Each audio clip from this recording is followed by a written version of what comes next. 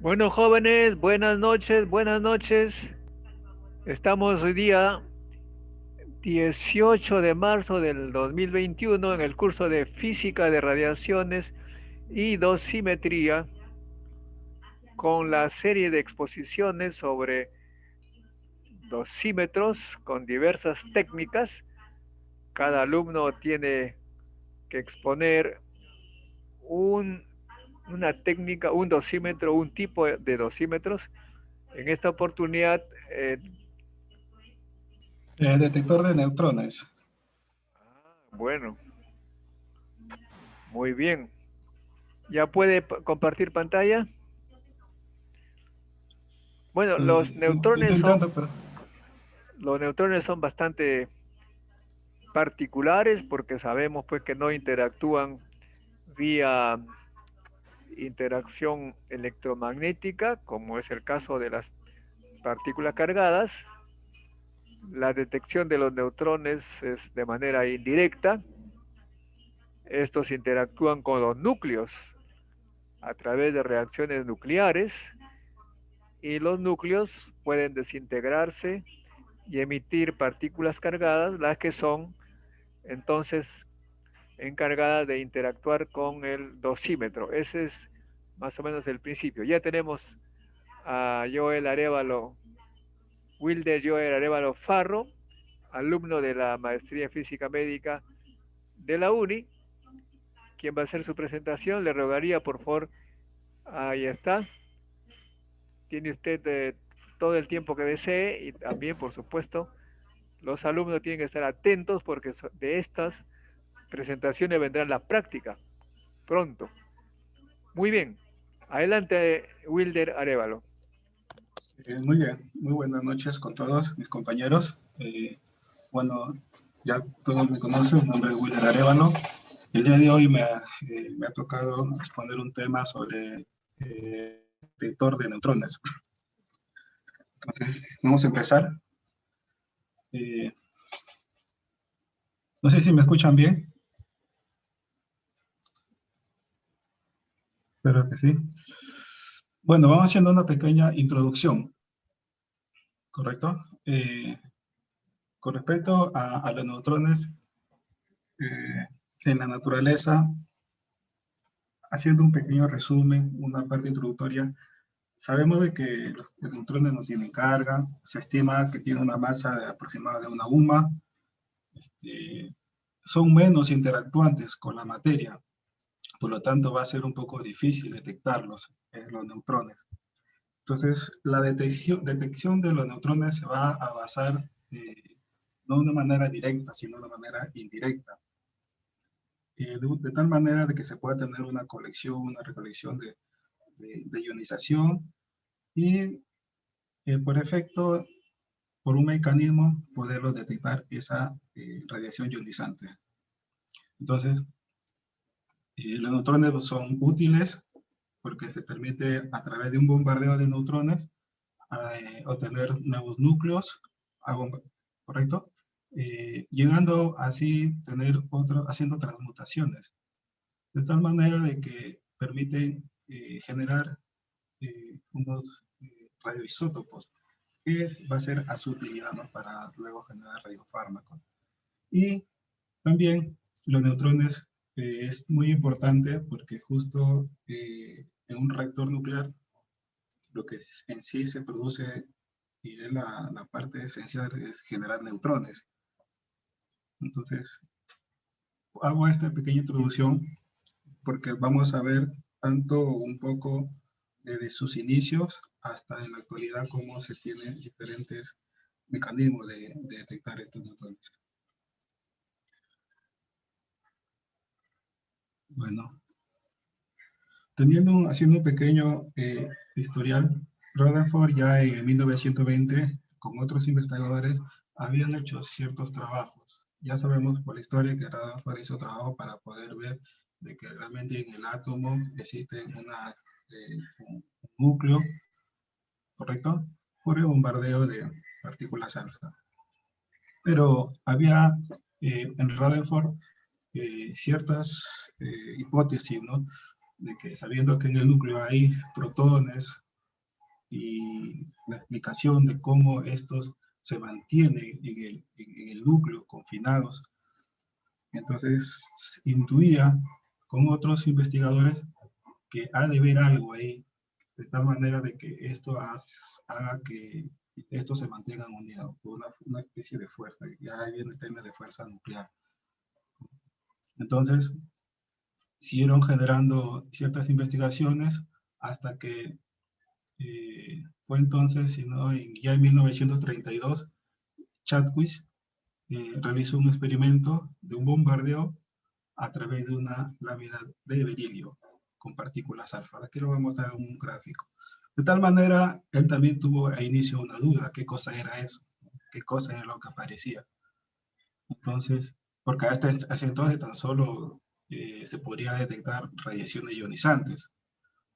Entonces, Chadwick hizo ciertos experimentos en la cual detectó cierta radiación muy penetrante, que al inicio la llamaban así, radiación muy penetrante, que al final ya lo determinó como el nombre de neutrones, que son partículas eléctricamente neutras, que su masa es ligeramente ahí mayor a la masa de los protones, ¿no? Están por ahí, que es de 1.674910 a la menos 7 kilogramos. Entonces, lo que vamos a ver aquí es radiaciones ionizantes, de tal manera que se va a detectar de manera indirecta, ¿no? Ahí lo estoy poniendo de amarillo. Bien. Como le decía, Chadwick ya en 1932 había hecho diferentes trabajos para ver, detectar, ya, mira, haciendo una correlación de ese entonces ya había estado Thomson, el tema del electrón, ¿no? Que trastorna, y después digo Millikan para ir a la carga, a la masa, Rutherford, llegó ahora Chadwick, y entonces él hizo un trabajo. En ese trabajo consistió en una fuente de polonio, en el orden de 100 milicurie, algo por ahí, de que esa fuente de polonio iba, eh, como saben, va a emitir partículas alfa, ¿correcto? Entonces, bueno, aquí lo estoy poniendo de manera simplificada, porque eso estaba ahí realmente en un vacío, confinado en paredes con plomo. Estaba direccionado de tal manera de poderlo detectar. Pero para ello, Chadwick puso en el camino un material de berilio. No es el único, puso, como todo experimentador, siempre comienza a poner otros componentes. Puso litio, puso magnesio, puso diferentes componentes, sino que le llamó la particularidad del berilio porque él se dio cuenta que había una radiación muy penetrante al poner el berilio. Había una radiación que circulaba, que pasaba. Entonces, él trató de poner otro material, interponer, antes que pusiera ese material que se llama parafina, antes de ello, ya, hasta aquí, vamos primero por partes.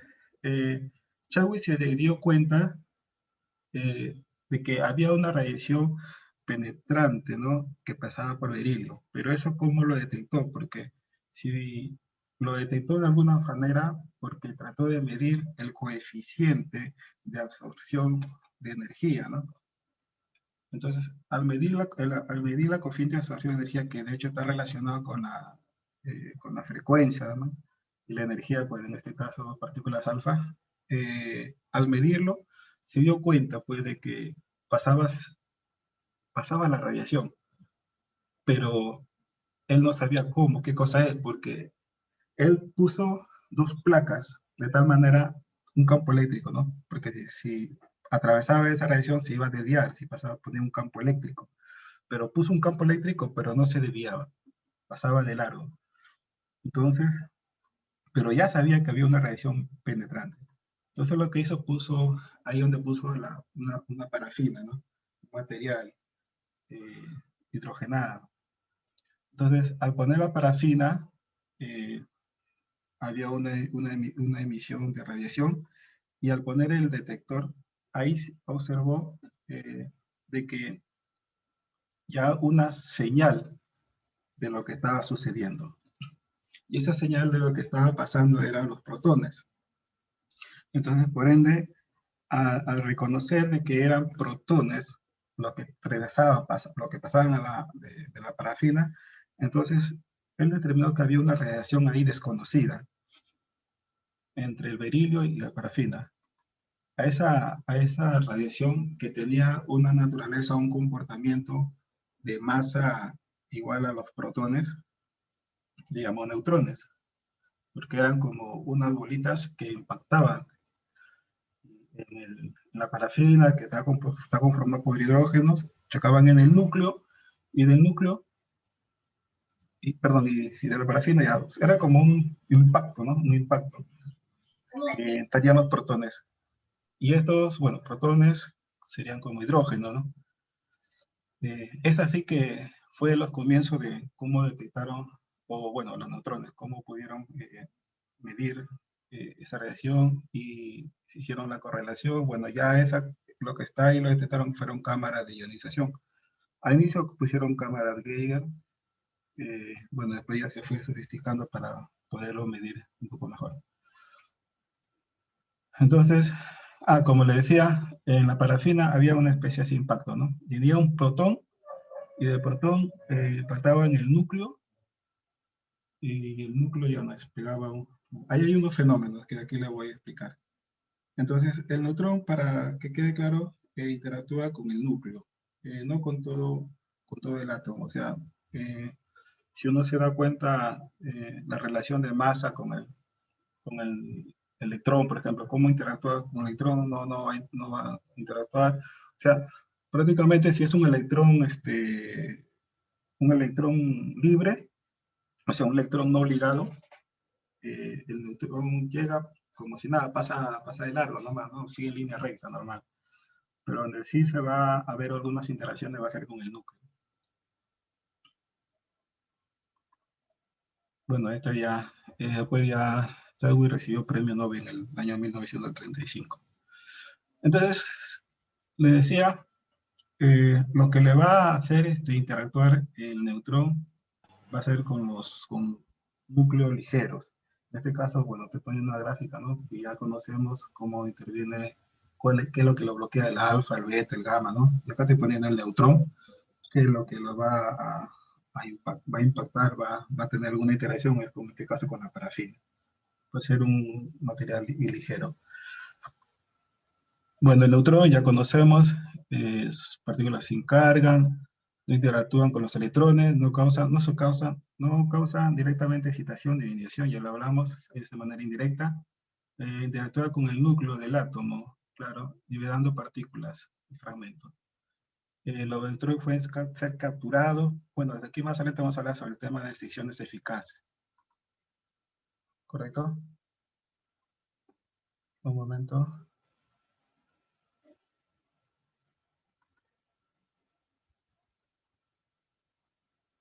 Entonces,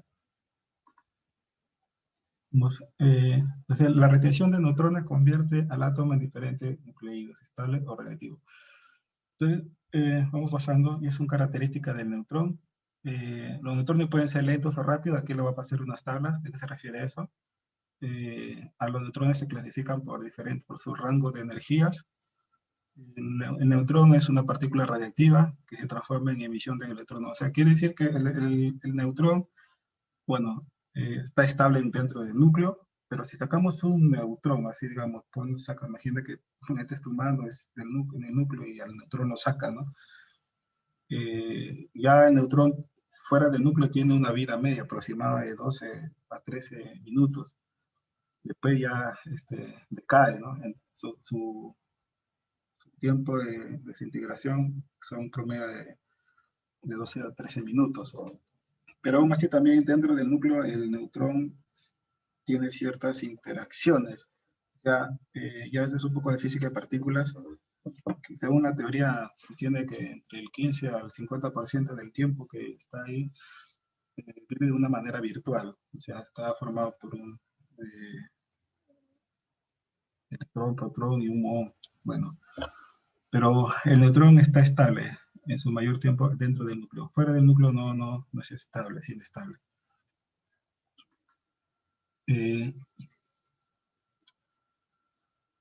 Bueno, como les decía, ¿no? Es frecuente, sin embargo, admitir que el neutrón solo dura en fracciones de tiempo. Permanece como partícula elemental propia durante esta... Es lo que le estaba diciendo, ¿no? Entre el 10% y 50% vive dentro de manera en estado virtual. Pero está en ciertas transformaciones. Está en la que mantiene estable dentro del núcleo. Mantiene. Y le decía, ¿no? Ya los neutrones se clasifican, o de alguna manera se tratan de clasificar los neutrones según su rango de energía. Y la bibliografía, las referencias, lo denomina así, ¿no? Neutrones fríos, térmicos, epitérmicos, lentos, hasta ultra rápido, y de acuerdo a su energía y está relacionado con su longitud de onda. Le quise poner esto porque es importante más adelante ver qué energía es la que va a tener el neutrón cuando impacta en un núcleo, para ver un tema de la sección eficaz. Entonces, en las reacciones nucleares ordinarias, lo más frecuente es que se produzcan neutrones rápidos o neutrones intermedios. Eso se refiere a las reacciones nucleares de un reactor nuclear, ¿no? Mayormente lo que va a producirse es neutrones rápidos, o sea, de los METs, ¿no? Y luego ya se van a ir termalizando, ¿no? Entonces,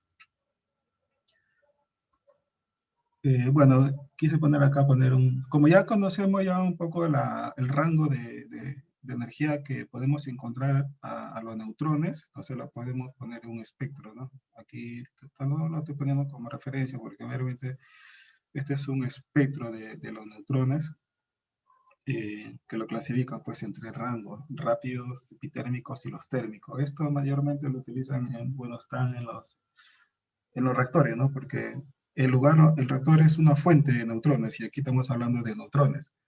Porque para poder entender, ya ahorita hemos caracterizado, hemos visto a grosso modo qué cosa es un neutrón, ahora estamos también viendo cómo se produce el neutrón, y luego vemos cómo lo detectamos el neutrón. Entonces estamos yendo por ahí, por ese lado. Ahorita estoy viendo cómo una manera de producir están en los reactores nucleares. Y este espectro en la que estoy mostrando es justo en un reactor se producen los neutrones rápidos.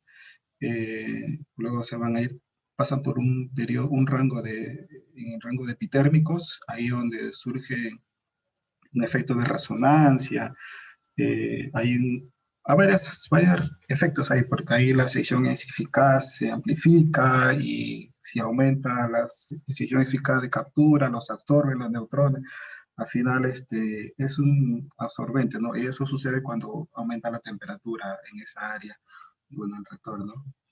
Entonces, en el reactor, esto es un caso, ¿no? Porque donde se producen neutrones.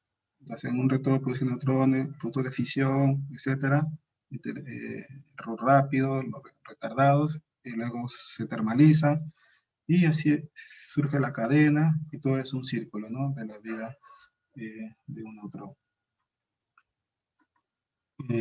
Hasta el final, ¿no? De final, el neutrón cuando sale, digamos, de producto de fisión, se termaliza. ¿Y cómo se termaliza? Porque los neutrones comienzan a chocar en los núcleos, como dije al inicio, en núcleos ligeros como el hidrógeno, el agua, que sirve como moderador.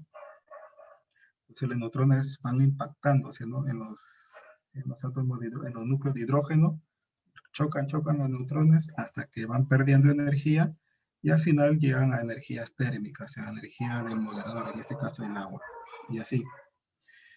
Es la manera como los neutrones interactúan. Y esta es la energía, bueno, a la que alcanza el neutrón, en la constante de Boltzmann y de la temperatura absoluta. Ya bueno, entonces estamos hablando bastante de que el neutrón choca, ¿no? El núcleo. Entonces vamos a hablar de esa interacción del neutrón con el núcleo. Entonces es la dispersión elástica o scattering, que ya no conocemos que hay una conservación de energía cinética. El neutrón llega, impacta en el núcleo, el neutrón pierde energía cinética, y luego el núcleo igualmente aumenta, ¿no? Gana su energía cinética. Acá hay conservación de energía cinética en conclusión.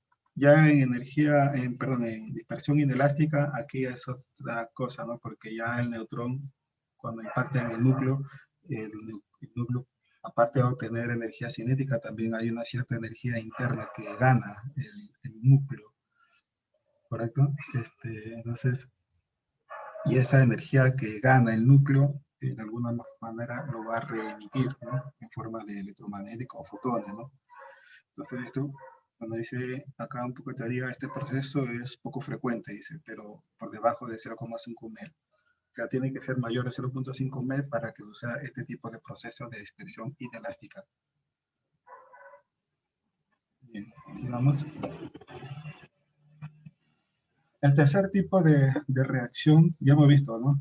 De cómo interactúa el neutrón, la scattering elástico, scattering elástico, y ahorita el tercer tipo de las reacciones nucleares.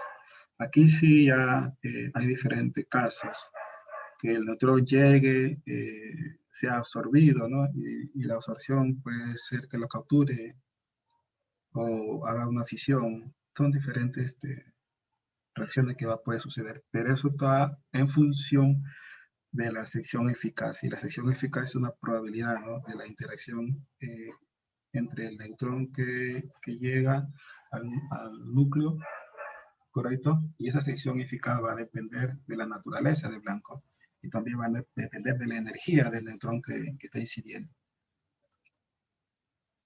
Entonces, como decía, entonces la medida, como decía, el tema de sección eficaz, una medida, una manera de medir la interacción de los neutrones con los núcleos, ahí es donde se escriben por secciones transversales. Entonces, esas secciones transversales solamente indican la probabilidad de interactuar entre el neutrón y el núcleo. Entonces, en este sentido, se define la sección eficaz o sección transversal microscópica, que es una unidad que se define con bar 10 a la menos 4 centímetros cuadrados, que se representa con el símbolo sigma, ¿no?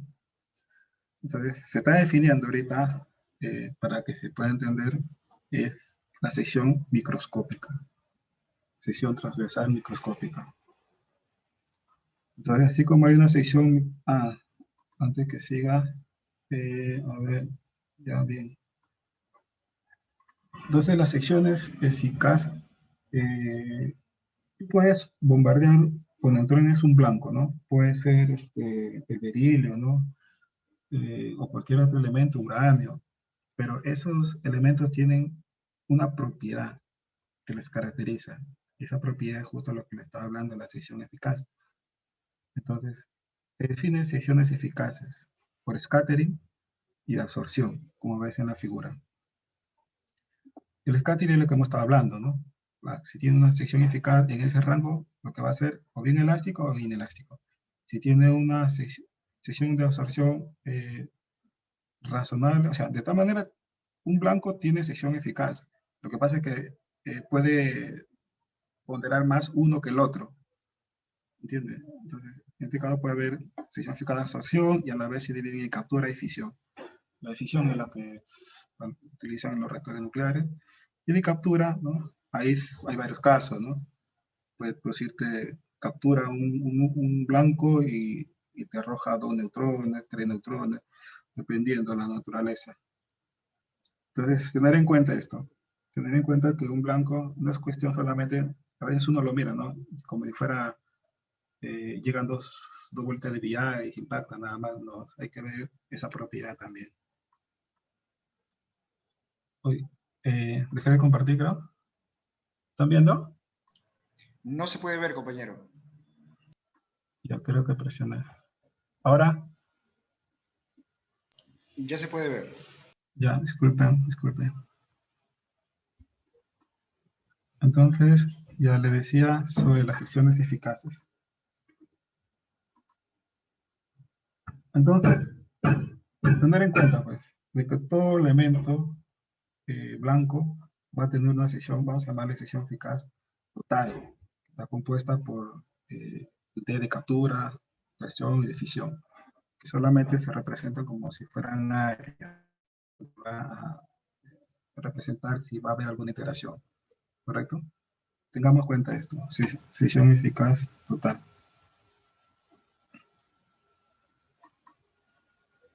Entonces, también se define la sección transversal efectiva o total, ¿no? De la que hemos estado hablando, pero ya cuando estamos hablando de un nuevo núcleo, sino ya de varios núcleos, ¿no? Sn es el número total de átomos, núcleo, ¿no? Por unidad de volumen, centímetros cúbicos. El sigma es la sección transversal microscópica. Entonces, ya se define ahorita el sigma, que tiene una sección transversal macroscópica, ¿sí? Como centímetro a la -1. Y si lo ponemos a la inversa, sería la trayectoria libre media del neutrón.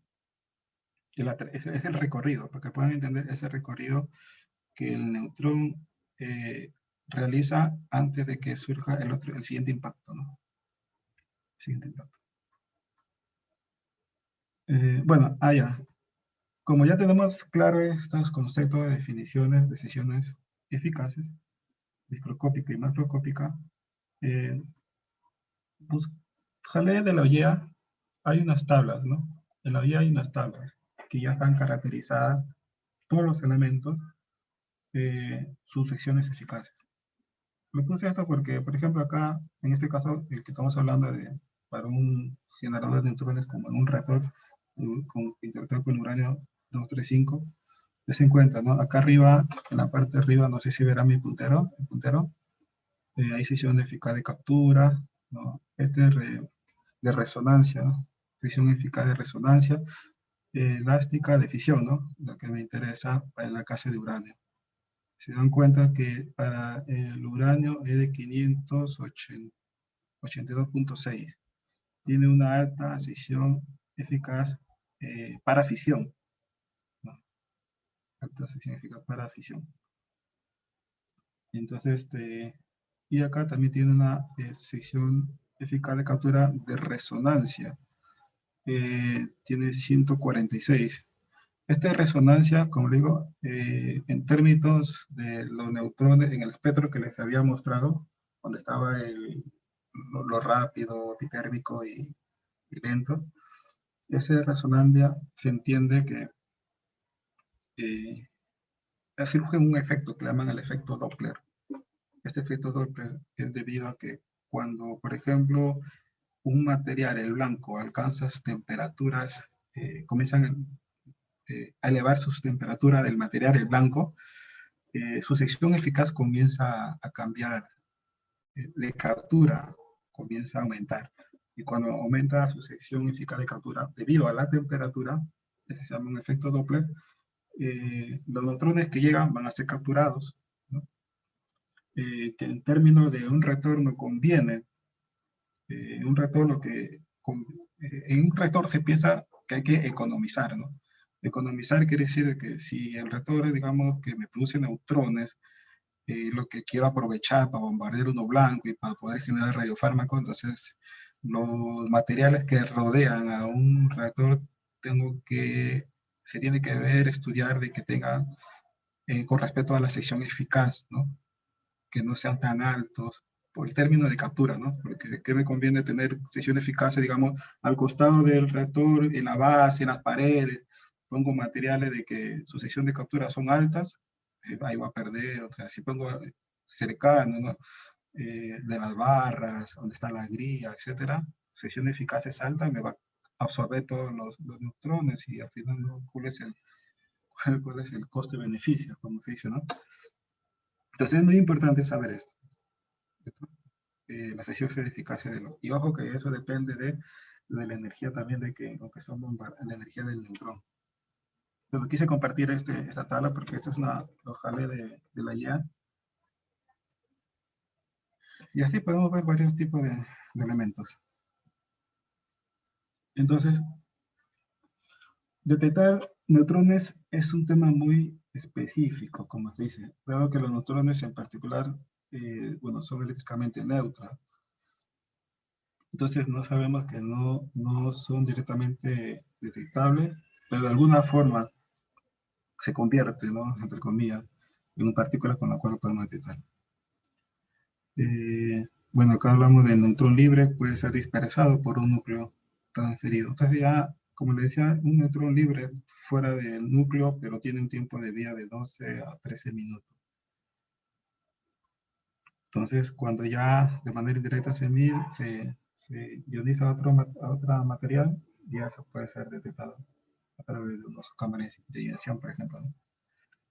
Entonces, en una reacción nuclear, en este caso, para un neutrón que está con energías térmicas en el orden de 0.025 electronvoltios, o lo lento, ¿no? Menor de un electronvoltio, se puede utilizar un contador proporcional, ¿no? El fluoruro de boro. O sea, los detectores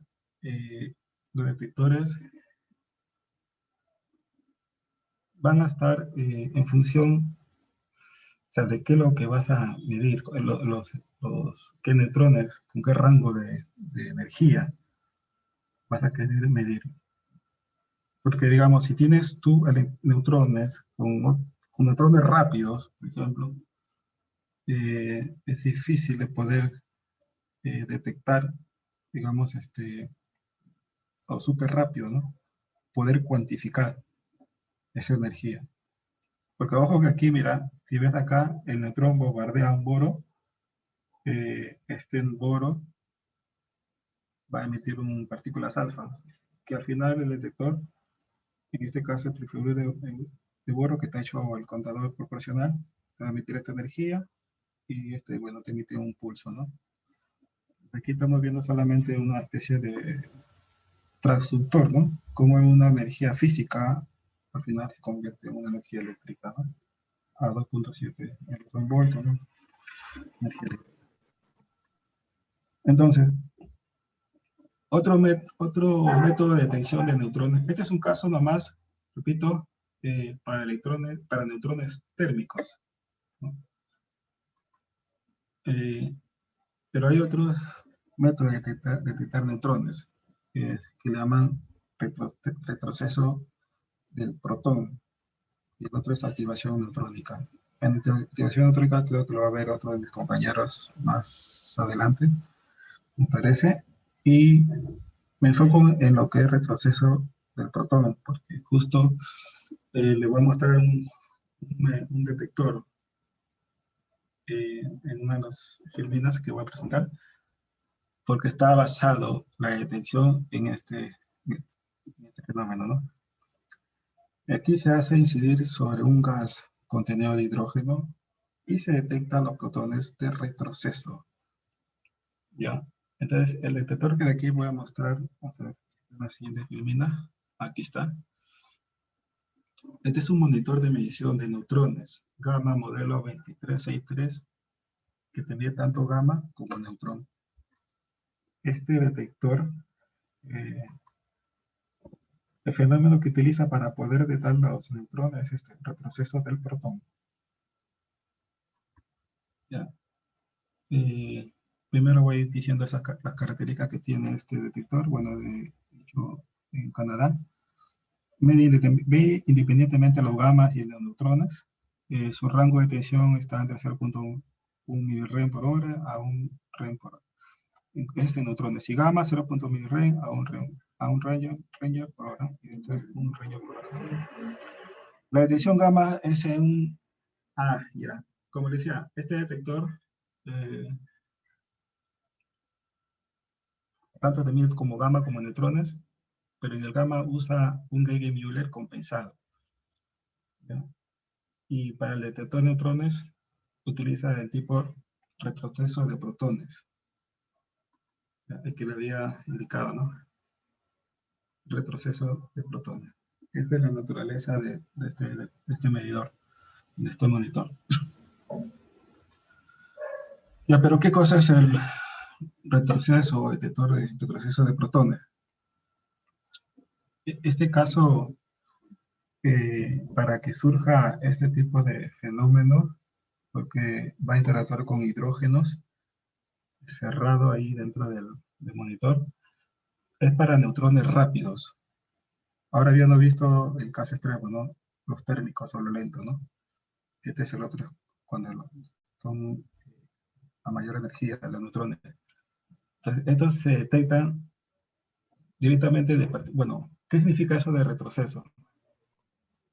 Ese retroceso surge de lo que estábamos hablando de la interacción con los neutrones y el núcleo. Y este es lo que se cumple, se da la dispersión elástica. Aquí el fenómeno que está ocurriendo es una dispersión elástica. Es decir, hay conservación de energía cinética. Llega un neutrón, impacta en un núcleo de hidrógeno o helio. Aquí en este caso el monitor es de hidrógeno y te va a botar un protón, que es el hidrógeno, de hecho, ¿no? Ionizado. Con su energía cinética que ha perdido, bueno, de lo que ha perdido el neutrón. Entonces, este es el fenómeno que se aplica en este detector. Es por eso que le llama detector de retroceso. Entonces, a pesar de que es la manera que lo puede detectar, internamente no usa un moderador, solamente utiliza el hidrógeno. Entonces, a pesar también de que puede detectar la energía, también puede ver el tema de la afluencia de neutrones.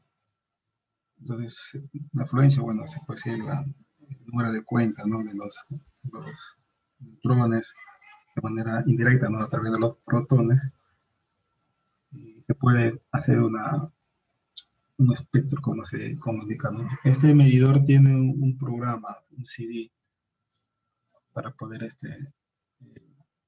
ponerlo en la máquina, ¿no? Esta es la ecuación del número de protones que, que se registra, ¿no? Cuando llegan neutrones rápidos en un rango de energía, como le decía. Ahí ves la sección eficaz. En este caso es la sección eficaz del blanco. ¿Cuál sería el blanco? El blanco sería el hidrógeno, pues el núcleo de hidrógeno. N sub H es el número de núcleos. Este integral de la energía, es el rango de energía de los rápidos. Y acá, bueno, este flujo de los neutrones, ¿correcto? De la energía de los neutrones. Diferencial. O sea, esta es una ecuación que, bueno, el diseño electrónica del instrumento la que uno se va a utilizar. Pero ahí falta muchas cosas más, porque también depende hay unas, eh, dependiendo del ángulo también, hay otras variables que falta añadir acá. Eficiencia también falta añadir acá. Pero esto tan solo es para detectar el número de protones que se va generando. ¿Correcto? Bueno, sigamos. Ya, bueno. Hasta aquí lo que hemos visto es caracterización de neutrones, cómo lo podemos producir. Neutrones en el caso de un reactor. También podemos generar, en el mismo reactor, generar neutrones, los llamados también fotoneutrones, que son solamente interacción de gamas con núcleos del agua, ¿no? En este caso, que es como un moderador. Los gamas interactúan con los hidrógenos del agua, ligera, ¿no? En este caso, y me va a producir también neutrones. Pero no es cualquier gamma, o sea, no es cualquier, tiene que tener más o menos el orden de que pueda vencer el enlace, es el orden de 2.2 meg aproximado. También es una manera de producir neutrones, ya le dije en el reactor. Y lo que le voy a presentar es un trabajo que cuando, bueno, hace unos años realicé unas prácticas en el Instituto Peruano de Energía Nuclear, en el área de radioprotección. Hice unas prácticas eh, con respecto a actualizar un código. El código que se llama es Sabine. Ese código Sabine fue un código que, bueno, está hecho en Fortran, fue lo que lo utilizaron los argentinos en los años 80, ¿no? Cuando pusieron la primera puesta en marcha, en el 88. Utilizaron, bueno, sabemos que el reactor fue con referencia al reactor de Argentina, el RA3, entonces similar a eso, trajeron un código que lo utilizaron para ver el tema de blindaje en el reactor, y es el código Sabine. Y cuando, bueno, llegué, eh, ese código, como, en el reactor hay varios códigos, ¿no? Por tema de seguridad utilizan ahí, ¿no? Pero justo ese código no lo habían, no lo habían mucho utilizado, pero lo utilizaron los argentinos. Entonces utilicé un código, ¿no? Que, repito, se llama Sabine, y lo que quise es ver, y ese código Sabine permite ver la dosis por neutrones, la dosis por neutrones.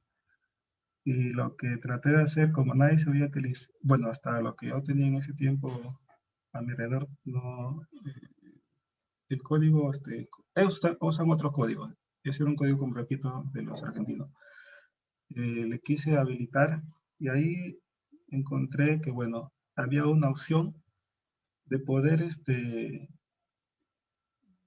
como fuente de neutrones, porque hasta donde sabía la fuente de neutrones que podía detectarme, o sea, simularme con el código, eran neutrones producidos por fisión. Entonces, el Sabine estaba hecho para reactores de fisión. Pero vi una opción de que puedo limitar eso, ¿no? O sea, digo, no quiero usarlo para fisión, sino solamente quiero simular debido a esta fuente solamente de neutrones. ¿Por qué traté de ver eso? Porque en el reactor hay una fuente llamada americio berilio. Esa fuente americio berilio es la que me produce neutrones. Esa está en el orden de 5 Curie. Y entonces, como es una fuente americio berilio, lo que quise es, de alguna manera, por un lado, medirlo con los detectores, con el que le mostré hace un momento, con el detector de neutrones gamma, ese monitor, y comparar ese valor con lo que me salía en el código Sabine. Pero ¿cuál fuera mi fuente? La fuente de americio. Entonces, lo que le estoy mostrando en esta foto, si te das cuenta, hay un balde bueno, a mi izquierda hay un balde. Adentro de ese balde estaba la fuente de americio berilio, que lo tenían guardado de los años 88. Bueno, estaba yo acompañado en ese tiempo, como le digo, fui a hacer mis prácticas 3 meses en el IPEN, en el área de radioprotección. Y ahí estaba ahí con una parafina, ahí en ese balde dentro, estaban con los oficiales. Y en la foto derecha, todo tiene que ser rápido, porque bueno, hay que ver los principios de seguridad también. Lo sacaron la fuente, lo pusieron en el piso. Hay un oficial de protección, trató de sacarlo estaba ahí en la parafina, ¿no? Dentro del balde. Y en la foto, en la derecha, como ven, es una pequeña, parece una cápsula, ¿no? Esa es la fuente de americio berilio. Ahí vi una data check de ese entonces. Esa es la longitud de 10.7 centímetros de longitud y 3.4 centímetros de diámetro. ¿Qué cosa hice con esa fuente de americio? Sabiendo que me arroja neutrones. Porque lo que quería yo es medir neutrones y simularlo con el código Sabine. Lo que hice es, justo conversé con los oficiales y les pedí que esa fuente de americio berilio lo pusieran en un recipiente, ¿no? Yo quería en un recipiente, ¿no? Grande, con agua, para ver si esos neutrones que salen de esa, de esa fuente de americio berilio se iban a termalizar.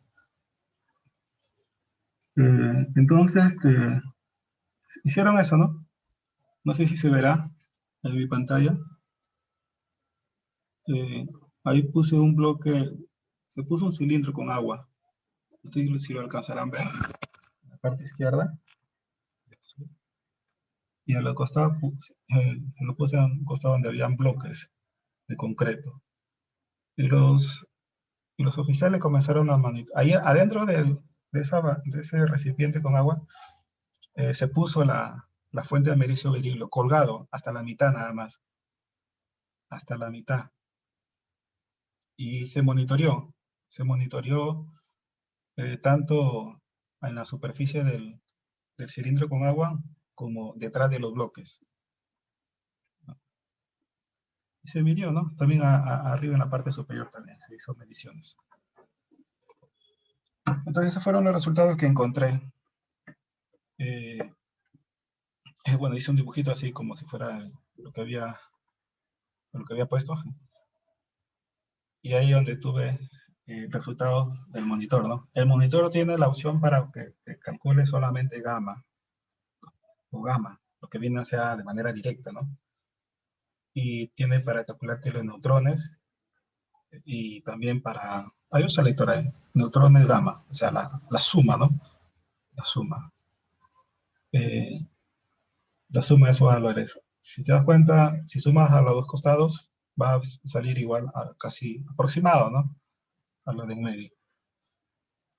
Entonces, este es un resultado que tuve al medir la dosis por neutrones, tanto en la boca, bueno, la parte superior, bueno, yo le llamo boca de tanque, en la superficie como también tras del concreto. No sé si, a ver, aquí me faltó poner otras presentaciones, me van a disculpar, es que ahí también falta otros valores que hice las mediciones y falta añadir el código, ¿no? Pero como el tema de hoy es sobre detectores de neutrones, me focalizo al uso de este detector, al modelo 2363, que tiene por principio, para medir los gamma, es Geiger-Müller compensado, y para neutrones de tipo retroceso de fotones. Es básicamente scattering elástico, ¿no? Y el material que se bombardea es hidrógeno para rango de energía de neutrones rápido. Tener en cuenta que si estamos hablando de retroceso de protones, hasta donde hay scattering elástico, la pregunta es ¿cómo es su sección eficaz, ¿no? Ya hemos visto que la sección eficaz se categoriza, ¿no? El scattering y absorción, ¿no? Y absorción está dentro de captura y fisión. Entonces, lo que más predomina en sección eficaz para este hidrógeno es sección eficaz, ¿no? Para scattering. Tiene muy baja, ¿no? Muy baja el tema de eficaz de captura, de hecho por fisión también. Más predomina scattering.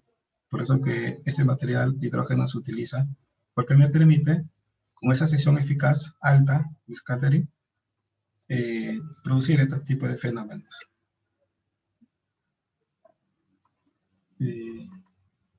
Bueno, eso es lo que compartí. Ahora, bueno, sería todo.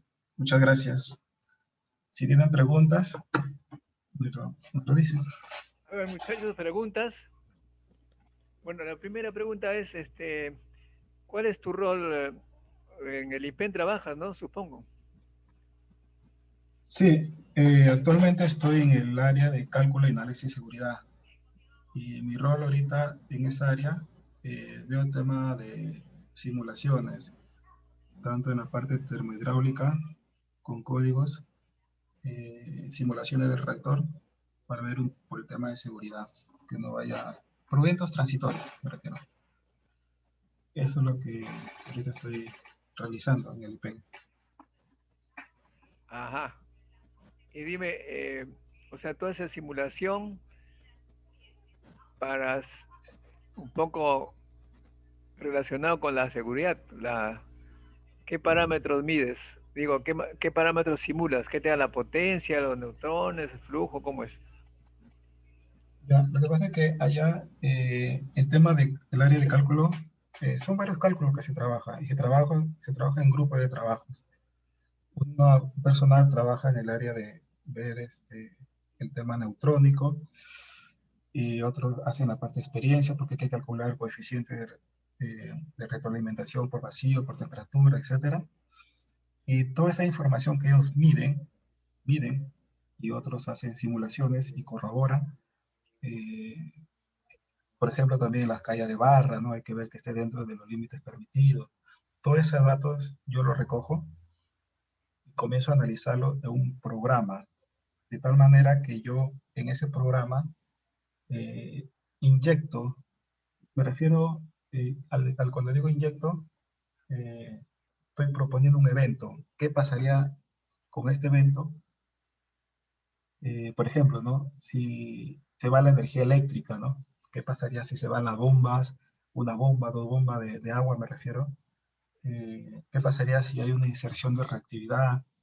Comienzo a hacer simulaciones, sucesos, eventos, y veo cuál es la reacción de las...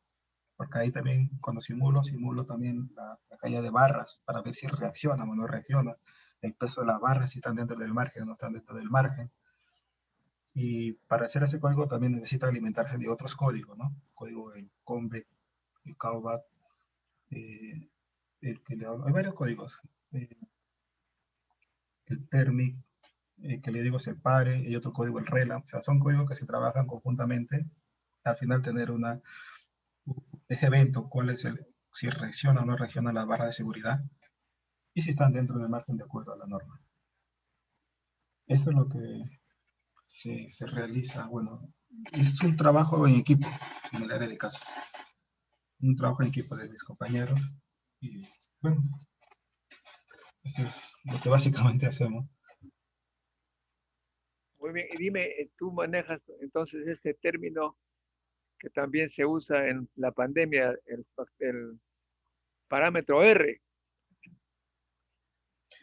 Eh, sí, hay que ver varias cosas ahí, porque nosotros nos basamos de acuerdo a la norma de Argentina, como referencia, ¿no?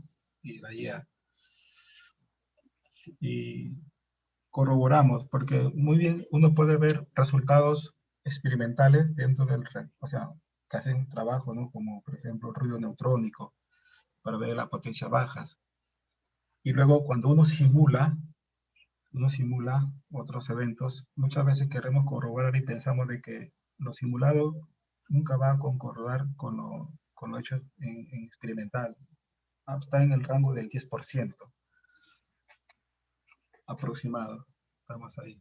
Entonces, ser bien fino con lo del factor R, este, se tiene que ver qué caso los eventos, para ver, porque hay una suma también de errores estadísticos y certidumbres también. Dime una cosa, ¿tú de qué universidad eres? Ah, de la UNI, Universidad de Ingeniería, ¿Y dónde vives? San Juan de Miraflores. San San Juan de Juan de Miraflores. Miraflores. Y ahora, pero trabajas en el IPEN. Sí, Y para irte hasta allá en tiempo, ¿estás viajando a Guarangal? hay un bus que recoge ¿A del qué horas bus te, del a qué horas IPEN te levantas? ¿A qué horas te levantas? a 5:30, 5:30. 5:30. Hay Y un bus que duermes, pasa. y duermes en el camino. Ah, sí, por ahí lo completo. Ya. Bueno, entonces los neutrones, interesante, si tú simulas, eh,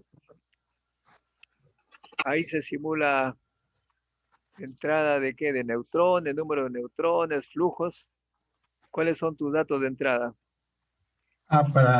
Ya, el código Sabine, si se refiere ahorita al tema de neutrones, es todo un tema. Sería bueno una explicación bien amplia, porque lo que pasa es que usa tarjetas. Primero está hecho en código Fortran. En Fortran hay que generar un ejecutable dependiendo qué es lo que quieres. Y cuando generas el ejecutable, bueno, se genera un batch, porque a veces ahí se puede truncar. Luego de eso, hay unas tarjetas. Y esas tarjetas, ahí lo que ingresa primero es la geometría. La geometría. Dependiendo. Por ejemplo, el código Sabine, eh, los argentinos lo utilizaron para ver la tasa de dosis en boca de tanque. ¿Entiendes? O sea, de manera axial. Entonces, si quiero simular de manera axial, yo al núcleo lo puedo simular como vista desde arriba, como un disco. Como un disco. Y si lo quiero medir de manera radial, lo puedo simular como un cilindro al núcleo. O sea, el núcleo, sabemos que el núcleo son placas planas, ¿no? Son placas planas. Pero se puede hacer esa transformación, siempre y cuando conservando sus propiedades, su volumen, su masa. Podemos hacer la transformación en un cilindro y ese es en el caso para ver la tasa de dosis neutrónica con el código Sabine. Después hay otro código que es el Mercury, pero eso es para ver la gamma en los tanques de caimientos. Entonces, lo primordial es la geometría, como le digo, dependiendo cómo quiera medir, desde arriba o a radial. Segundo, tienes que ingresar con la caracterización de nucleares, ¿no? Los parámetros nucleares, tienes que ver el flujo de neutrones. En este caso estamos hablando, bueno, anteriormente estaba con óxido, ¿no? Ahora está con siliciuros. Y así, vas poniendo. Eh, ese código, como les digo, yo lo utilicé cuando estaba en el área de radioprotección, o sea, hace años. O sea, ese código es la que está, eh, bueno, tiene licencia y está en el IPEN. Y yo recuerdo, porque ya desde entonces, me refiero con respecto a ese código, ¿no? Porque ahorita estoy, como digo, actualmente estoy laborando, pero laboro con otros códigos. El que le digo al Sabine lo utilicé hace años, cuando era practicante, hace años. Entonces, ese código tiene la facilidad, como le dije de darle la opción de querer solamente producción de neutrones, ya no por fisión, sino unos neutrones. Y ahí tiene la ventaja de poner el grupo de energía de los neutrones que no. Entonces yo lo que hice es, busqué el grupo de energía para el caso del americio por tablas y le puse las entradas. Las entradas lo puse. Eh, También el código Sabine tiene la ventaja de poner qué tipo de detector quieres. O sea, el código también te simula como si hubiera un detector. ¿Por qué le digo esto? Porque había una tarjeta que decía ingresar a la sección eficaz del neutrón, perdón, del detector. Del detector. Entonces dije, entonces el código Sabine pareciera que lo que está dateando pues, está simulando, como si fuera, hay que darle una data de entrada a un detector virtual, llamémoslo así. O sea, y así, se ingresa varias tarjetas, caracterización del núcleo, parámetros nucleares sobre todo, tamaño de paso, porque a veces se trunca. Es un código antiguo y bueno,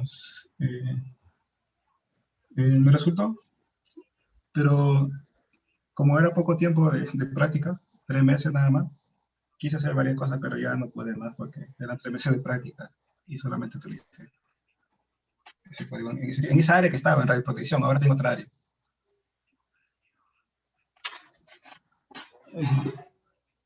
¿Quiénes Eso están es en bueno. tu grupo? En tu grupo, ¿quiénes están?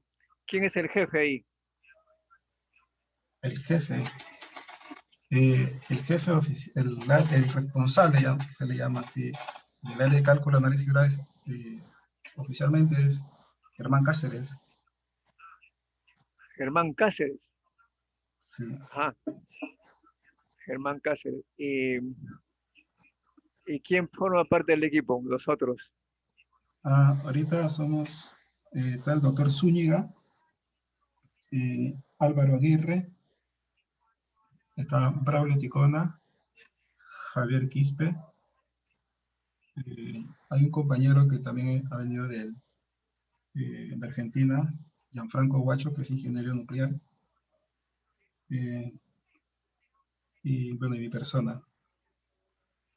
¿Cómo se llama el que viene de Argentina? Él que venía de Argentina ha estado laborando con nosotros ya el año. Sí, lo que pasa es que por un tema de trámite, por ahora está un poco en pausa, ¿no? Igual con todo esto de remoto. ¿Cómo se llama? Gianfranco Guacho, Ajá, Guacho.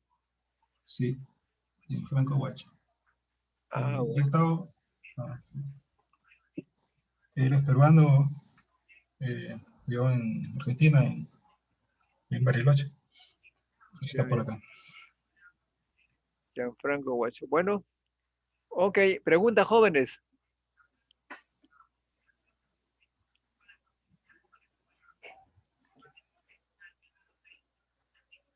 No hay preguntas. Bueno, el neutrón pues es muy interesante como en su historia, eh, ustedes saben que la radiación penetrante que hacía referencia a Wilder, la primera vez que se detectó fue en Francia, pero no supieron interpretar el experimento, se les pasó. Hay un famoso físico italiano que leyó el artículo de los franceses. Ahí estaba Frédéric, Joliot-Curie e Irene, que publicaban la detección de una radiación penetrante, muy penetrante. Eh, Esa era su publicación. Ieto Majorama se llama el físico italiano. Cuando vio el artículo en una biblioteca, dijo en voz alta, se la dio: ¿qué tales estúpidos no se han dado cuenta que han descubierto el neutrón y no lo han dicho porque no se dan cuenta? Y claro, eso sirvió para que Chadwick hiciera el experimento y demostrara pues la existencia del neutrón. Esto nos indica que hay veces hay fenómenos que uno observa pero no lo sabe interpretar. Lo importante no es hacer el experimento, sino interpretar el experimento para ver qué se ha descubierto. Esa es una historia muy interesante. Y los neutrones, claro, hay una parte que dijiste que la vida media de la reacción, hablaste de 12 minutos, me parece. Sí, sí, sí. Lo que pasa es que se entiende esa vía de desintegración del neutrón cuando está fuera del núcleo. O sea, Justamente, el neutrón cuando está libre se sea, fuera del desintegra, núcleo, fuera del núcleo se desintegra. claro. Es de la, con, por eso dice que la vida media del neutrón libre es esa cantidad, ¿no? 12 minutos o algo parecido, ¿no? Sí, Bueno, 12.8 por ahí. y los neutrones son emitidos de la fisión. ¿Tú conoces alguna fuente natural de neutrones? Ah, una fuente natural de neutrones. Sí. Bueno, aquí bueno, en la propia naturaleza, de toda la radiación que viene del Sol, de alguna forma estamos recibiendo cierta radiación de parte de los cósmicos, ¿no? No escuché bien. De neutrones. Le decía, en la propia naturaleza, debido a las radiaciones que vienen desde el Sol, los rayos cósmicos, bien, un chorro de No, pero radiación. en la Tierra hay alguna fuente natural de neutrones. Bueno, sabemos también que el uranio 238, de alguna manera, lo que tiene eh, puede haber ciertas fisiones de manera natural, Claro, producto de efectivamente, el eso. uranio 238 fisiona de manera espontánea y emite neutrones, pues, cada fragmento, ¿no? Eso permitió en la prehistoria, bueno, más que en la prehistoria, hace millones de años, permitió que hubiera un reactor natural en África. ¿Conoces esa historia? Sí, más o menos. En Gabón creo que fue, no recuerdo.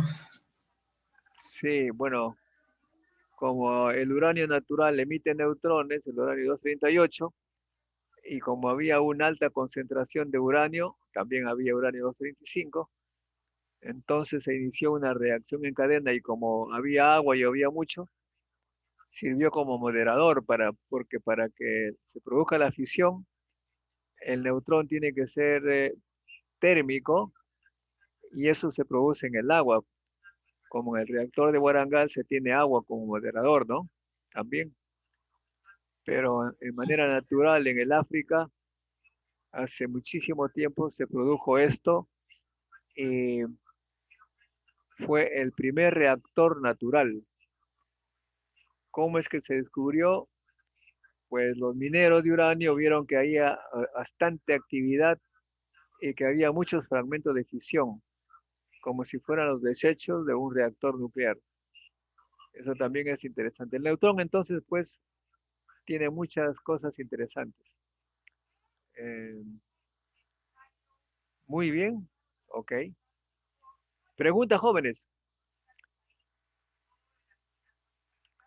Ahora, pero hay un tema, porque estábamos hablando de dosis, ¿no es cierto? No has hablado mucho de dosis, has hablado cómo se detecta, pero la dosis, ¿cómo se mide? Ya, lo que pasa es que ahí en el cuadro que yo mostré, vamos a ver, eh,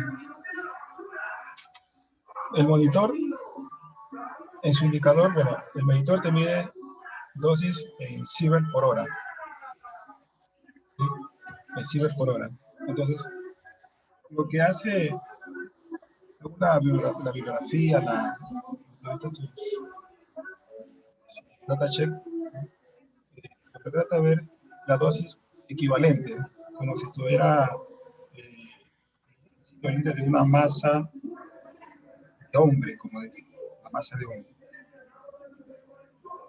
Entonces, ya internamente, la composición, como les decía, que tiene hidrógeno, va a salir protones, esos protones detectado, genera un pulso, se mide, y ya ahí no me he metido en la electrónica, no me he metido en la electrónica, pero por lo que la instrumentación indica, este, hace unas conversiones, como si fuera una dosis equivalente de hombre, de una masa de hombre. A eso se refiere la dosis. Pero recordar que ya dentro su instrumentación, si estamos hablando de dosis equivalente, estamos hablando también, eh, recuerda que para poder llegar a dosis, es una medida, aquí en este caso equivalente, es una medida de radioprotección, ¿no? Es una medida así, como le explico, estamos hablando de una dosis absorbida. Una dosis absorbida es es una magnitud, bueno, fundamental. Pero en este caso, que es dosis, en este caso ciber por hora, es una medida nada más de ese instrumento como equivalente magnitud de radioprotección, que ya estaba multiplicado por un factor. Dependiendo de la energía, porque ese detector, bueno, pide para energía rápida, neutrones rápidos, hay un factor. Creo que para cierto rango se multiplica por un factor 5, el otro multiplica por factor 20. No recuerdo muy bien en qué rango de energías. Pero el caso de si es una dosis equivalente, ¿no? Porque a la radiación dosis absorbida hay que multiplicar por un factor. Y hasta ahí es lo que he podido ver en su datacheck de este tipo de monitor. Bueno, bueno, está bien. No, me refería, pues, claro, cuando es radiación ionizante, uno mide todo lo que ioniza, pues, en la radiación.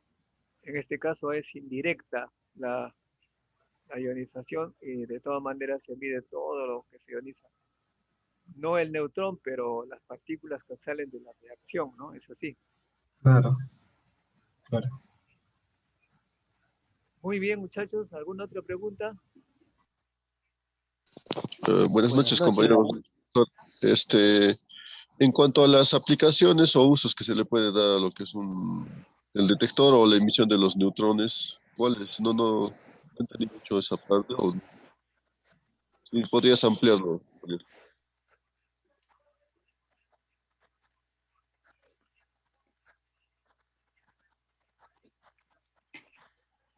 Las aplicaciones de los neutrones, Wilton. Escucha, sí, sí, estaba, mi audio estaba apagado. Mira, como estamos hablando del tema del reactor, una de las aplicaciones para el neutrón fue justo que se utilizó en el RP10 para el arranque del reactor. El reactor el RP10, en el 88, una manera digamos, de hacerlo arrancar, ¿no?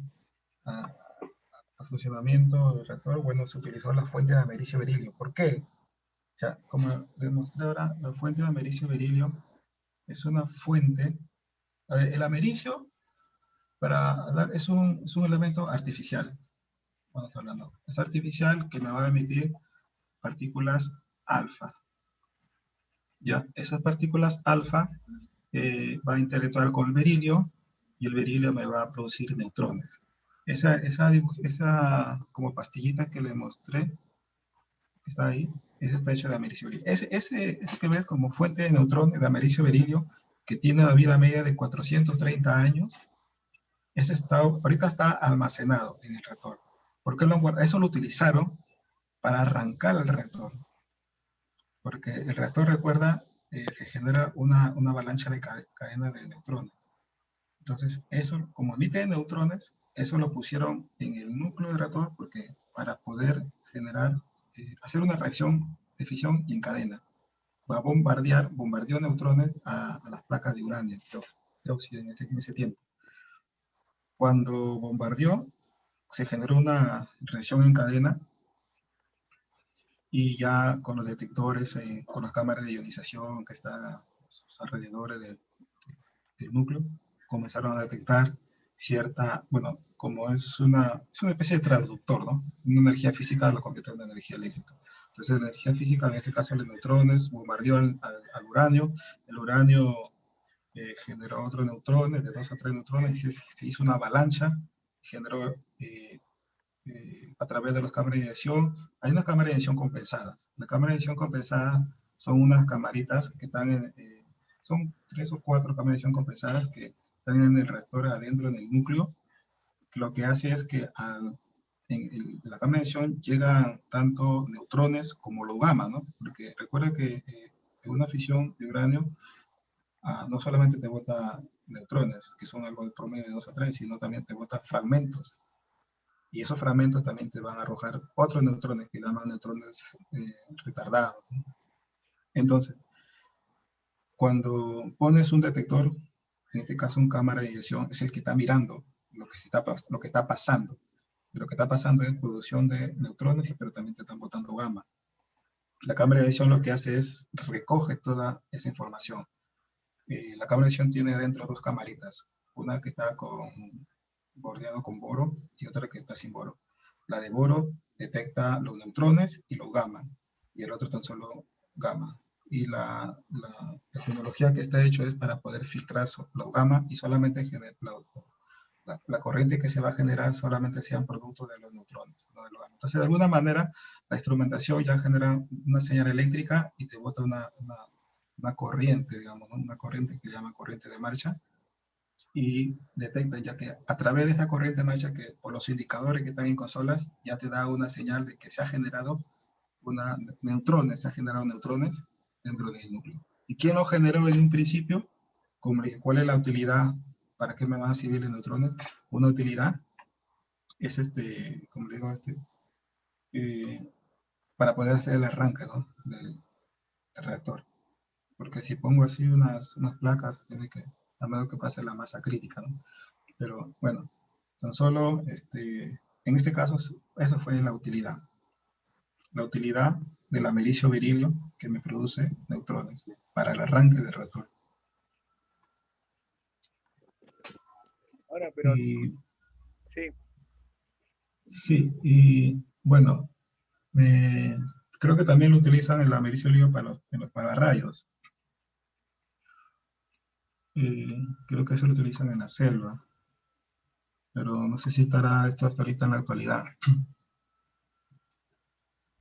Me refiero, no sé si me escucha. Casi me fue sí, sí, sí.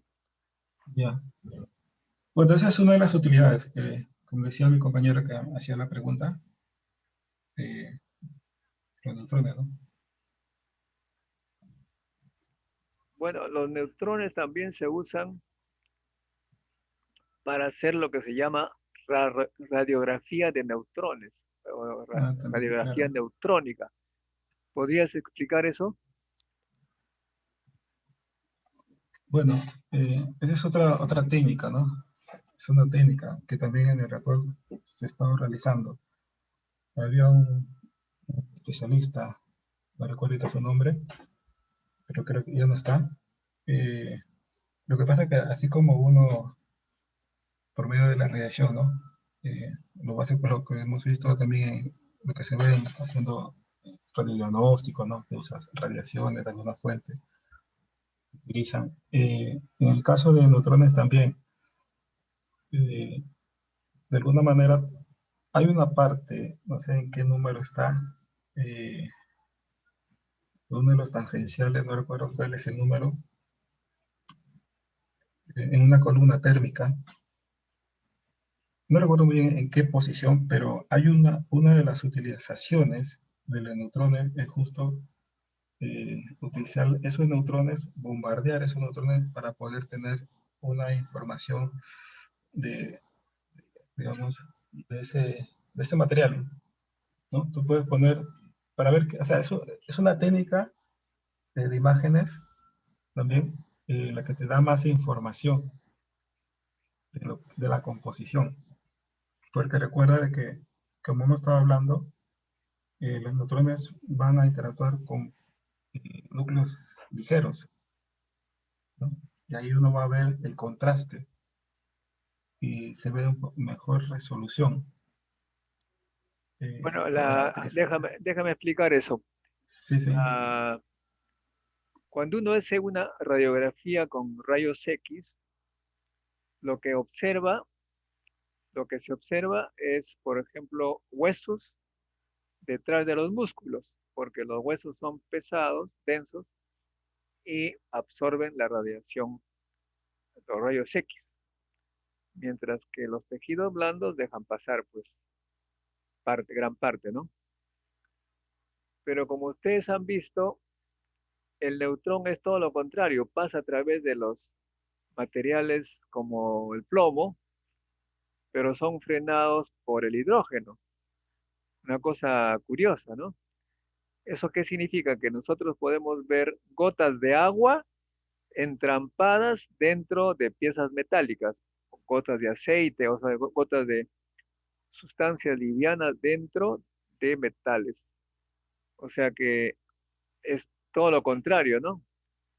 Los rayos X permiten ver piezas metálicas dentro de madera y los neutrones permiten ver madera dentro de piezas metálicas. Eso permite una información complementaria de de las piezas industriales, ¿no? A veces hay piezas metálicas de aparatos industriales que tienen tuberías de aceite y si se quiere ver si está atorado, se hace una radiografía y se va a ver más bien el aceite dentro de la pieza metálica, lo que no podría ser con los rayos X porque los rayos X simplemente son frenados, son absorbidos por la parte metálica. Esto es una de las aplicaciones. También hay otras aplicaciones de las fuentes de rayos de neutrones para hacer análisis por activación neutrónica, porque cuando los neutrones son absorbidos por un material, estos se convierten en radioactivos y el tipo de radiación que emiten, una vez radioactivos, nos permite saber de qué metales, de qué elementos se trataba la muestra irradiada. Entonces, con fuente de neutrones, por ejemplo, se deja descender en, en un pozo que puede ser de petróleo, se va descendiendo, descendiendo, y los neutrones son emitidos contra los muros. Luego hay un detector que va midiendo la radiación producida por los elementos que son activados y por lo tanto va analizando qué tipo de materiales está compuesto la pared del pozo. Bueno, esas son dos aplicaciones, pero los neutrones también permiten, por supuesto, hacer difracción de neutrones. Difracción de neutrones significa que eh, dependiendo de la longitud de onda pueden ser difractados por cristales y al difractar cristales nos permite saber su estructura cristalina. Asimismo, Los neutrones permiten hacer lo que se llama la dispersión inelástica, es decir, se emiten neutrones con una determinada energía contra un material y salen los neutrones con otra energía más menor valor de energía, porque estos neutrones se han puesto, ah, han dejado parte de su energía en los cristales que tienen energías de excitación y por lo tanto se puede deducir los niveles de energía de los cristales y con ello deducir en qué pozos de potencial están entrampados los átomos. Bueno, esa es otra de las tantas aplicaciones. Luego que hay muchas aplicaciones de los neutrones. Dicho sea de paso, el reactor nuclear de Warangal no es otra cosa que una fuente de neutrones. El reactor de Warangal se usa como fuente de neutrones, no se usa como fuente de energía, sino como fuente de neutrones. Eso es lo único que hace ese reactor. Emite neutrones y son los neutrones son los que son aplicados en una serie de temas. Wilder, Wilder no está en las aplicaciones de los neutrones. Él está en el control, digamos, en el estudio del reactor nuclear que funciona con fisión inducida por neutrones del uranio 235 y trata, pues, de hacer lo necesario para que haya un número de neutrones apropiado, que no se dispare, que no haya una reacción descontrolada, porque medir la cantidad de neutrones que hay en el reactor es medir la potencia y por lo tanto está controlando, está monitoreando el reactor nuclear. ¿O me equivoco, Wilder? Sí, justo eso es lo que también realizamos, calibración de potencia térmica del reactor. Y otro también para acotar a lo que usted comenta, porque creo que también acá hay compañeros que están en medicina, en física médica. También ahí lo que a través del reactor, que ya sabemos que genera neutrones, es el objetivo generar neutrones, bombardea blancos para poder tener los radiofármacos, ¿no? El producto. El yoduro, el sodio, iridio, el molibdeno, que a nivel de región, el molibdeno es el que mayor le dan utilidad, lo usa, ¿no? Casi más del 70%. Y bueno, eso quería acotar, ¿no? A una de las utilidades, que era justo la producción de radiofármacos, que es para medicina. Y esa es la mayor actividad del reactor nuclear ante falta de instrumentos para otras aplicaciones. Se dedica a producir radiofármacos que son llevados luego a los centros médicos del estado, las clínicas, hospitales. Esa es la principal actividad del reactor nuclear, la producción de radioisótopos, o sea, sustancias radioactivas. Estas sustancias radioactivas son, digamos, incorporadas a fármacos que tienen determinado comportamiento en el cuerpo y por lo tanto si les incorpora sustancias radioactivas se convierten en radiofármacos. Si es que nosotros, eso se llama marcar, si se marca un radiofármaco que de manera natural va a ir hacia el riñón, digamos, o a la tiroides, pues como es el caso del yodo, si se tiene yodo radioactivo y se ingiere el yodo radioactivo, ese se va a alojar en la tiroides y uno va a poder ver cómo funciona la tiroides. Si hay hipertiroidismo o hipotiroidismo, de repente cáncer, qué sé yo. O sea que estas sustancias radioactivas que han sido producidas en el reactor, irradiando con los neutrones del reactor, sustancias que no son reactivas, es la principal ocupación del reactor. De modo que ustedes pueden imaginar que para el Perú nuclear, los neutrones es lo más importante. Bueno, les convoco a ustedes a estudiar un poco de neutrones. Eso está en Wikipedia pueden ver ahí aplicación de neutrones, uso de neutrones. y van a encontrar la sorprendente actividad que se realiza en torno a los neutrones, con neutrones. Toda la disciplina de la ciencia y la tecnología son beneficiadas con las investigaciones basadas en la interacción de los neutrones con la materia. Eso es realmente impresionante. Vamos a ver acá si tengo algo que mostrarles al respecto. En el mundo hay grandes centros de reactores de investigación, el más grande de los cuales es el Instituto Lao Langevin, que se llama así, de Francia. Es un reactor europeo. Deje ver si puedo que...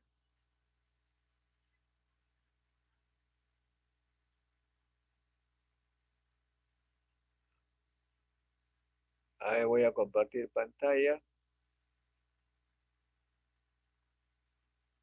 A ver, ¿dónde estamos? Acá. ¿Ven mi pantalla? Sí, Ya, bueno. En la parte superior, acá tenemos el reactor de Grenoble. La parte blanca y la azul es agua. La parte blanca y está el núcleo del reactor donde se produce la fisión nuclear y donde se producen los neutrones. Este reactor se usa como fuente de neutrones y ahí sale cualquier cantidad de neutrones en toda dirección. Y se ve varias rayas que salen de este centro. Estas rayas son tubos especiales que, eh, digamos, que llevan los neutrones a través de los cuales pasan los neutrones, ¿no? En diferentes direcciones, todos apuntan hacia el centro, claro, porque los neutrones salen del centro. Hay como, no sé, pues habrá una treintena de tubos o veintena de tubos que salen. Uno está en la sala experimental dentro del reactor y otros tubos con guía de neutrones, así se llama, llevan los neutrones fuera del reactor nuclear, lejos del reactor nuclear. Y, y, en, y estos neutrones son llevados a una serie de instrumentos. Cada dibujito que ven acá, anaranjados, verdes, azules, estos que son, estos son instrumentos que sirven para medir difracción, excitación, una serie de reacciones nucleares producidas por los neutrones.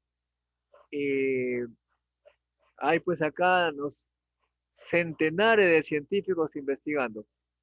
Desafortunadamente en nuestro Perú no se han instalado los instrumentos, porque ya sabemos que hay poco conocimiento, poco interés en la ciencia, y nos limitamos solamente a utilizar para irradiar en el centro sustancias y convertirlas en radioactivas para venderlas como radioisótopos en radiofármacos. Pero esta, estos neutrones tienen aplicaciones increíblemente variadas en el mundo desarrollado. Bueno, eso es lo que quería explicarles, a ver qué se puede acá. Bueno,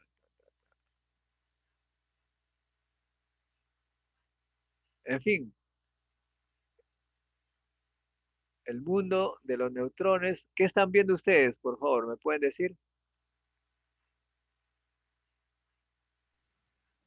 la página Google. Solamente la anterior, no he pasado a otra, ¿no? A ver, vamos a ver.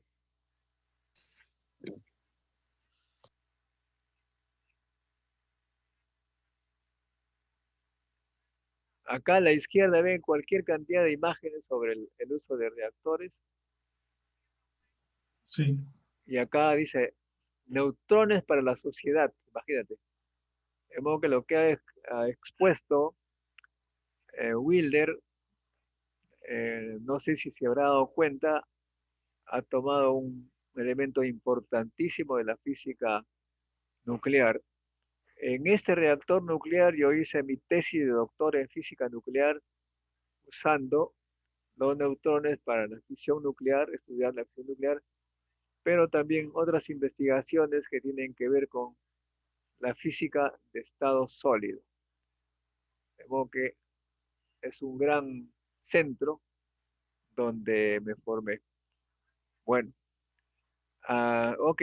¿Preguntas, por favor? Buenas noches, compañero. En cuanto a lo que es la protección radiológica, mencionaste que bueno, normalmente se usa, bueno, para contener están usando materiales ligeros, ¿no? En base a agua y no sé qué más le pusiste. Pero digamos, como protección radiológica, si uno va a estar expuesto, ¿qué podría usar o cuál sería la técnica? A ver, ya hemos hablado de que los neutrones no van a interactuar de manera directa.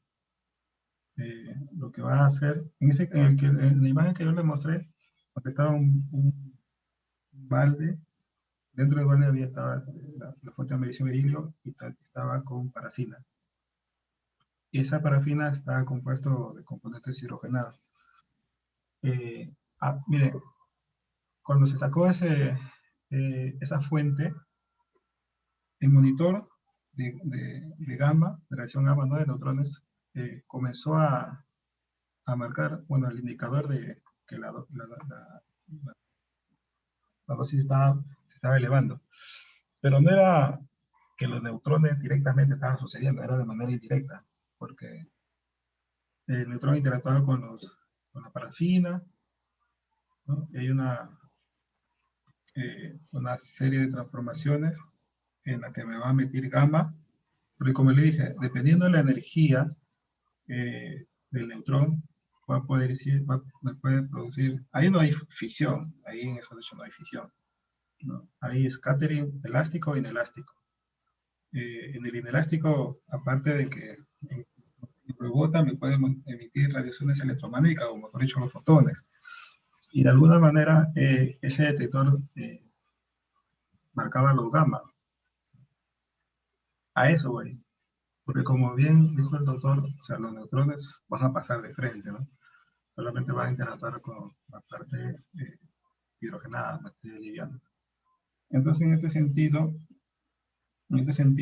lo que te va a causar el daño es la dosis absorbida. Perdón, la energía absorbida, ¿no? La energía, debido a la ionización por los gamma. La ionización por los gamma. Bueno, ionización me refiero a los átomos ionizados, hay una avalancha de ionización a través de los electrones, de los protones. Eso es lo que va a causar daño. Con respecto a la protección, hay que tener en cuenta, ¿no? Distancia, tiempo y blindaje. Eso no hay que olvidarlo. Tiempo, distancia y blindaje. Ahí todo el proceso lo hicimos rápido. El oficial de protección se acercó lo más rápido, lo sacó con su mano lo sacó y lo tiró al piso y se alejó. Ahí teníamos una telepinza. Una telepinza. Y así lo monitoreamos. Así lo monitoreamos. Eso hay que tener en cuenta nomás. Tiempo, distancia y blindaje. Y lo que me estaba pasando era el tema de los gamma. Para protegerse contra los neutrones, por las características que se han explicado, es mejor ponerse detrás de agua,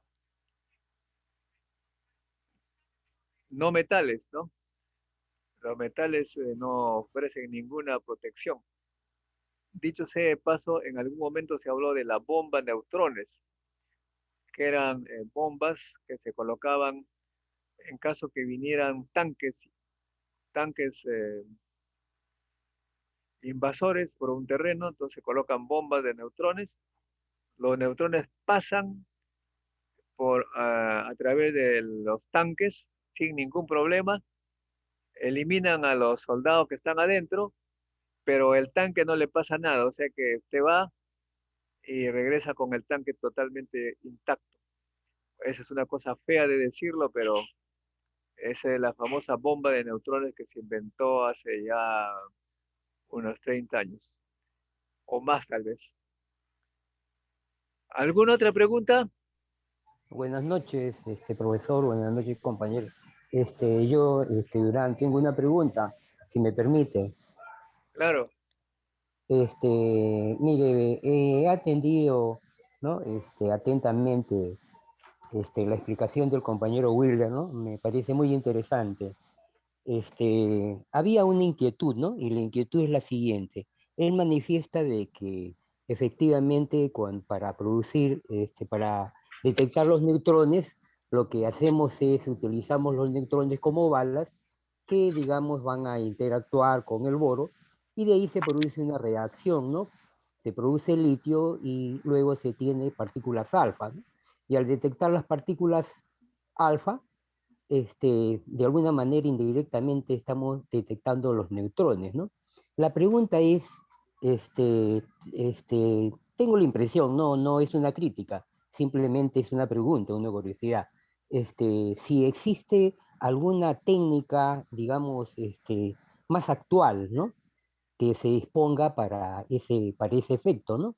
Y la otra, esa es la pregunta, ¿no? La curiosidad, si existe, digamos, alguna otra técnica, aparte de la que el compañero ha manifestado, ¿no?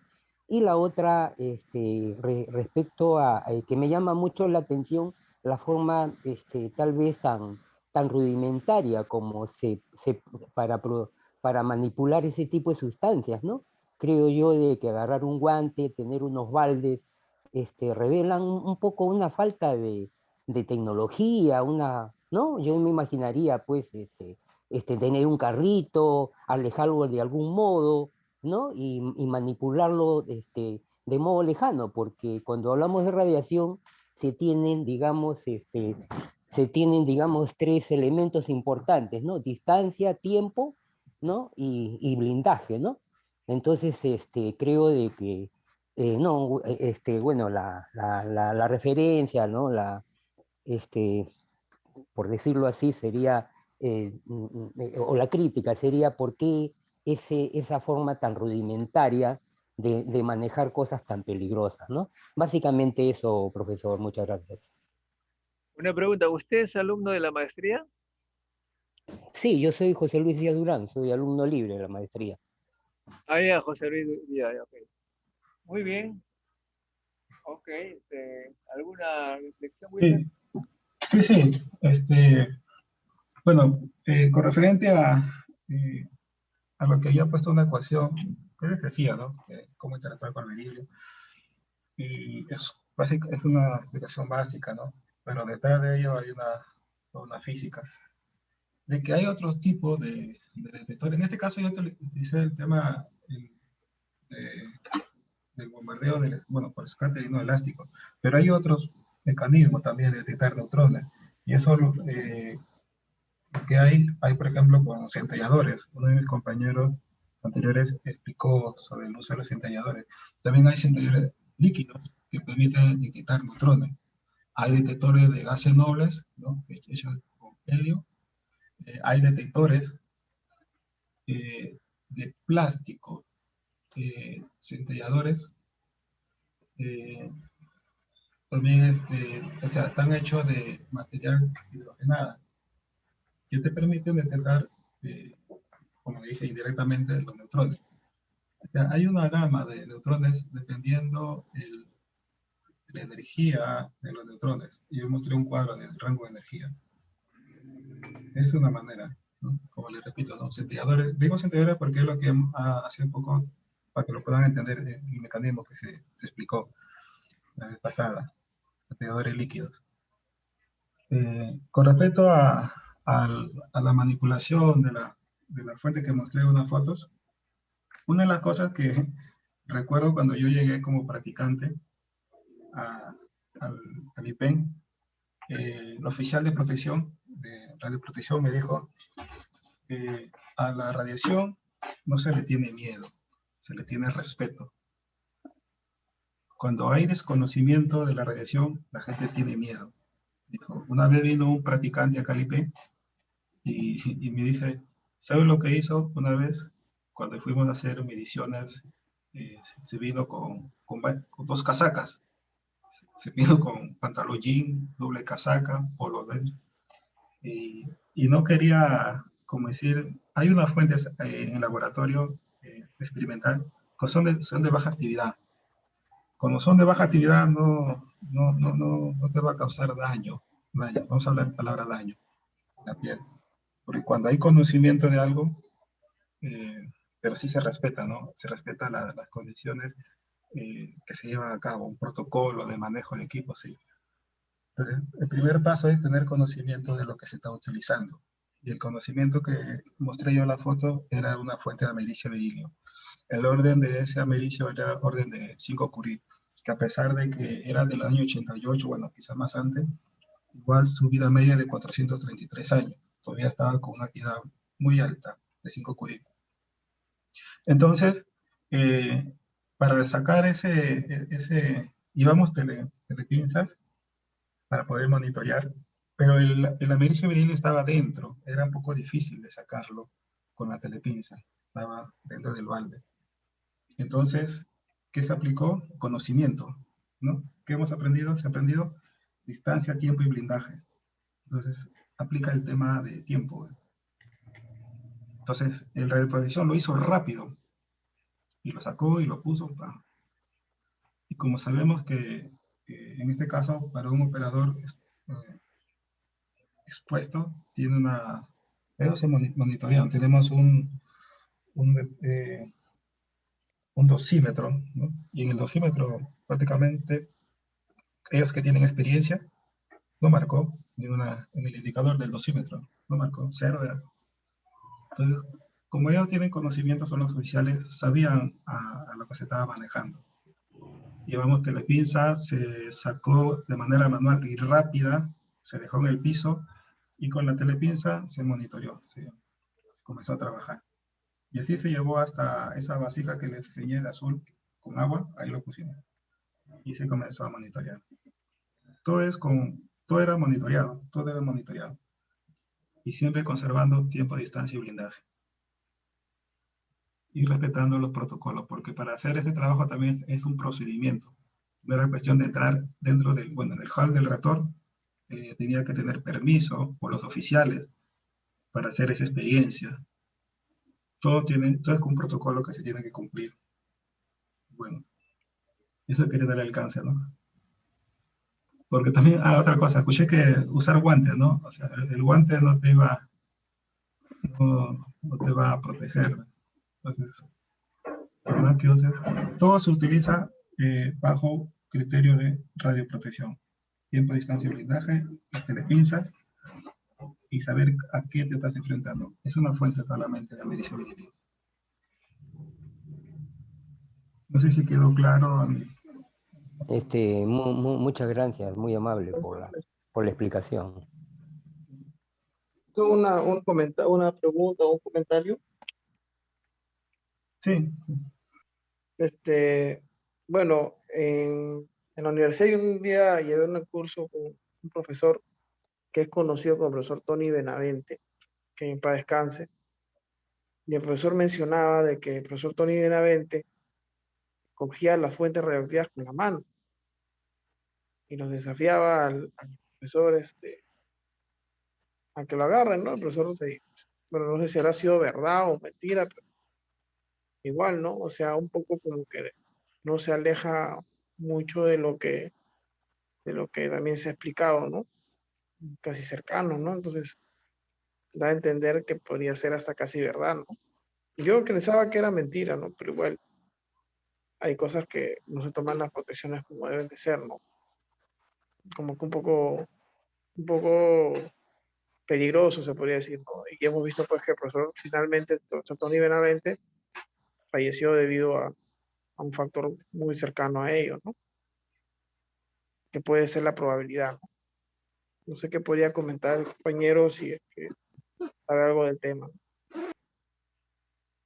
Sí, pero mire, como le dije al principio, lo primero que tienes que saber es el conocimiento con qué fuente estás trabajando. En el laboratorio de allá de RP10 experimental hay fuentes eh, que el personal el que está encargado, por ejemplo, de ese laboratorio, usa fuentes pequeñas de cesio, de cobalto, que son de baja actividad.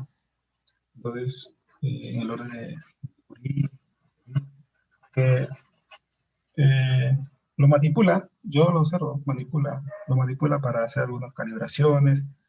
Eh, Muchas veces también, yo recuerdo cuando estaba como practicante, eh, traía, por ejemplo, agua del reactor, de boca de tanque. En el reactor después de que opera, el agua, debido a los gamma, se va a activar en nitrógeno 16. Esto está activo y como hay una bomba que hace circular, ¿no?, el agua a través del reactor, pero está activada esa agua. Yo, por ejemplo, y lo que hacen allá es monitorear, a ver si el agua no tiene algún otro elemento que no esté permitido, ¿no? Porque, por ejemplo, en las placas, imaginemos un caso que se pinche la placa de combustible, te va a emitir otro tipo de productos. Entonces yo recuerdo que en tiempo monitoreaba. Cuando estaba como practicante, aprovechaba mis horas que estaba ahí, me decía, trae agua del reactor y había una boquilla y traía en el agua del reactor, ¿no?, con mi mano. ¿Sí? Pero para saber qué es lo que estoy haciendo, tengo que informarme lo que estoy agarrando. Entonces la actividad de ahí era bien baja. Uno recuerda, ¿cuánto es la dosis anual para un personal ocupacionalmente opuesto al año? Es algo de alrededor de 20, ¿no? 20 milisievert por año. Para el público es 1. Entonces, las personas que están trabajando ahí de manera están exponiendo, no llegan, ni siquiera llega, siempre marca 0,0. Y no es porque su dosímetro esté mal, sino que la dosis es bien baja, sino que a veces las personas, cuando dicen radiación, al no tener ciertas complementación de conocimiento, le tienen miedo. Lo que hay que tenerlo es respeto, como le decía, respeto y tener conocimiento sobre qué te estás enfrentando, ¿no? En qué área controlada, supervisada, de qué ver. Entonces, sí, es lo que me dices, que puede haber manejado con la mano alguna fuente pequeña de cesio o de cobalto, sí, porque yo observo a mis compañeros que cuando hacen calibración ahí en el laboratorio, no, porque es bien baja esa dosis, es bien baja, no hay problema. Hay que tener mucho cuidado con alguna cosa. Hace tiempo también escuché que, por ejemplo, decía, para que no te dé radiación, toma leche, decía, pero no, o sea, escuché hace años eso, pero no, hay conceptos cerrados. Hay que tener en esa parte hay que tener mucho cuidado en la información en la cual uno se está referenciando. Y bueno, no, con respecto a al fallecimiento del señor Tony Benavente, ya, eso lo da la persona calificada, ¿no?, quien lo determina de que falleció, ¿no? Porque puede haber mucha divulgación, fue por esto, por lo otro, cáncer, radiación, ¿no? Bueno, quien lo determina es el especialista, ¿no?, quien ve ese tema. No sabría decirte de qué falleció el señor Tony Benavente.